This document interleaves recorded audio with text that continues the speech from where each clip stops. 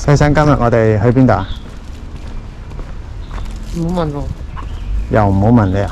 免費入場9點至5點，每日喎，即係不分6日喎。我今日同家人嚟萬佛寺呢度還神啊，帶咗2支都係 M42嘅手動鏡嚟測試嘅，時間就冇乜㗎啦。咁好快就咁講價啦。一支就係 Carl Zeiss Jena 嘅 35mm f2.4， 另一支就係Carl Zeiss Jena 嘅50mm f1.8， 一支係紅 MC， 一支係白 MC 嚟嘅。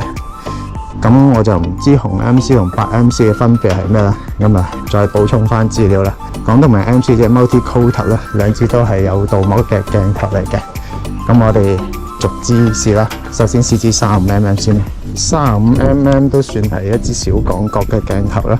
咁喺舊年代呢啲所謂嘅廣角鏡頭，光圈就唔會話做得好大嘅，通常都係 f2.8 左右嘅啫。咁如果佢可以做到 f2.4， 調翻轉嚟諗就算係一個 bonus 嚟㗎啦，幾泛用嘅。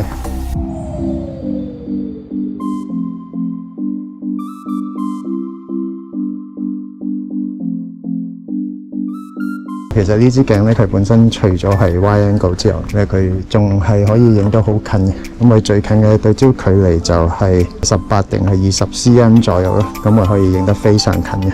佢嘅最近對焦距離應該係19 cm 先啱啊！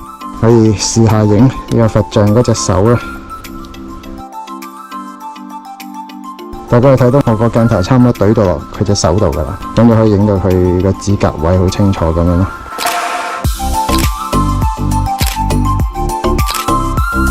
呢支鏡咧係非常之好用嘅，包辦咗廣角啦、微距啦，而光圈去到 f2.4 咧，都算係叫做好用嘅光圈值啦。Carl Zeiss 鏡喺嗰個年代咧就即係出名係色濃啦，顏色係好豐富嘅，即係可以做到好強嘅立體感，之餘又有好悅目嘅顏色 color 咁樣咧，就影啲花草樹木會比較鮮豔。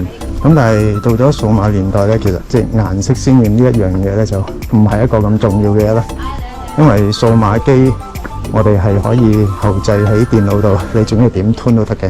咁如果你有睇過我上2條片嘅，就即係介紹翻用一啲單層鍍膜啊，或者係直頭冇鍍膜嘅鏡咧，影出嚟喺大太陽光底下咧，其實係好多 flare 嘅。因為冇鍍膜嘅鏡咧，佢喺鏡間咧就會有好多內反射，造成嗰個光源咧就會淡化咗影像嗰個 contrast 嘅，亦都會令到一啲 detail 位唔清晰啦。咁有 Multi Coater 咧，消減咗佢內反射嗰啲光源咧，咁佢影出嚟嘅影像就會再紮實啲、清晰啲噶啦。咁譬如今日咁好太陽、咁多層次嘅影像咧，用一啲 Multi Coater 嘅鏡咧，影出嚟咧就會更加紮實、更加多 detail。至於我點轉接呢兩支 Carl Zeiss Jena 落我部無反相機度呢？可以睇翻我第一條片，因為第一條片同樣係講 M42 卡口嘅鏡頭啊，呢度就唔再重複啦。至於呢支鏡嘅鋭度呢，簡單啲講呢，佢係一支50-60年嘅老鏡啦，咁你就唔好對佢有太高嘅要求啦。簡單啲講呢，佢接落現今嘅2000零萬像無反嘅相機係都食得到嘅。我呢部3000幾萬像嘅 Sony A74 呢，都睇得到佢有啲吃力噶啦。如果你真係要保證到佢用到最高嘅嚟到嗰個光圈值嘅話，綜合個人嗰個經驗咧，大概係 F8 左右嘅。無論係老鏡定係現代鏡，你都可以攞呢個 F8 作為一個指標啦。雖然佢係叫 Multi Coater 嘅鏡啦，咁但係你就唔可以用佢嚟同一啲現代鏡嚟比啦。始終個科技係爭咗半個世紀啊嘛。咁一路行上去都有影一啲對光嘅畫面嘅。咁無論影相同拍 video 啦，即係嗰啲內反射控制到啦，唔止話科鏡啦，仲會俾嗰啲好獨特嘅 flare 俾大家睇。咁我覺得都係佢個可換性之處啦。到我啦，你裝咗未㗎？四面八方都請下啦。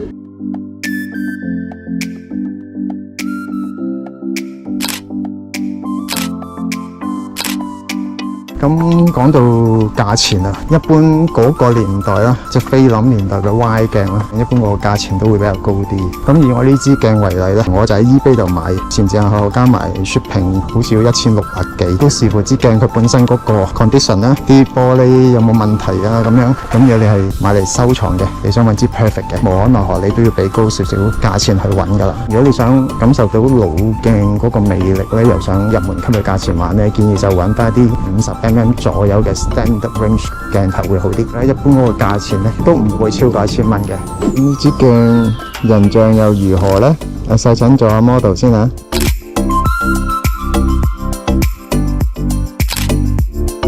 都 OK 啦。始終 F2.4 光圈咧就做唔到話好明顯嘅虛化效果啦。補充多少少呢個光圈環咧，最大咧就係 F2.4 嘅，咁啊以歪鏡嚟計係幾 OK 噶啦。咁收到最細就係 F22，咁啊係有棘嘅光圈環啦。咁啊個人就比較中意有棘嘅，因為我哋玩老鏡咧就係、除咗要欣賞佢做工啦，仲會係享受操控佢嗰個過程嘅，即係話嗰種質感嚇。譬如嗰個對焦環嗰個順滑度啦，光圈環嗰個俾翻你嗰種反應啦，呢啲全部都係我哋玩老鏡去感受佢、欣賞佢嘅其中一個部分啦。咁而家踏上歸途啦，咁我哋換咗另一支鏡啦，係同一個系列 Carl Zeiss Jena 嘅50mm f1.8，基本上個鏡身模樣嘅設計都係差唔多噶啦。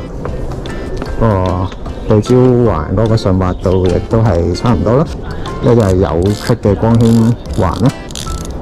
咁佢最細光圈同樣係20U嘅，不過佢最大光圈就由呢個剛剛嗰支35嘅 F2.4一升就躍升到 F1.8。咁啊，同樣地嗰個鋭度嘅表現，我覺得都係差唔多嘅。即係話你唔好指意佢可以俾到好 sharp 嘅影像俾你咯，收下光圈啊，你唔好放到100% 睇嘅就係完全冇問題啦。再者佢係 F1.8 啦，咁我再俾多一啲再虛化多少少嘅背景俾你啦。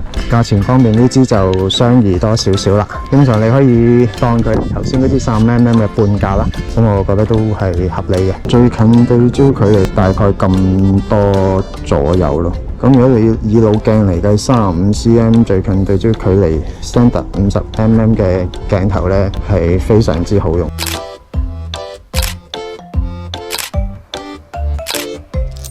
好啦，咁其實50mm都唔係好影到呢度啲大景，咁我都離開啦。咁我喺度補充多少少呢支 Carl Zeiss Jena 50mm 嘅一啲特性啦。散景方面，對於老鏡嚟講算係非常出色噶啦。呼吸效應都有少少嘅，不過我覺得可用咯。由於佢有 multi coating 啦，全開光圈對住太陽都唔會話起晒霧。收光圈會見到眩光，不過比較輕微，同埋係一啲討喜嘅光斑。最後50mm嘅視覺真係好適合掃街，我自己就好中意喺日落時分呢，帶住唔同牌子嘅50mm老鏡到樓下嘅海濱長廊嗰度測試。當晚係約咗家人到馬鞍山市中心度食晚飯，我就索性由屋企沿住馬鞍山海濱長廊一直行到去市中心，沿途繼續測試呢支鏡頭。咁我喺度就 share 翻當日用呢支50mm拍到嘅相片，作為呢條片嘅結尾啦。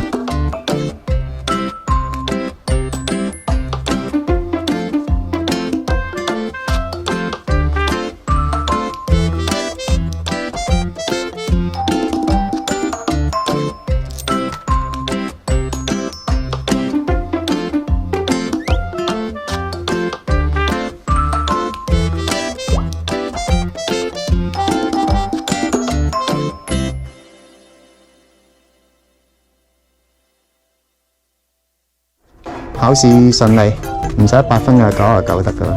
我哋幾千萬嘅投資項目就係靠佢啦，係咪啊？哇，開餐啊，好味啊，一家大細咁多位太歲啊，保佑合家平安啊！啱啱同事佢學影相咧，佢成日都問我有咩方法可以做到啲油焦效果啊？我同佢講，你咪買啲黑油、白油濾鏡咯。咁但係有 quality 嘅都講緊500-600蚊，甚至上千蚊一塊。咁不如你用嗰幾百蚊買支老鏡啦，保證油焦，真係有佢嗰種蔡司嗰種濃郁嘅顏色出到嚟嘅。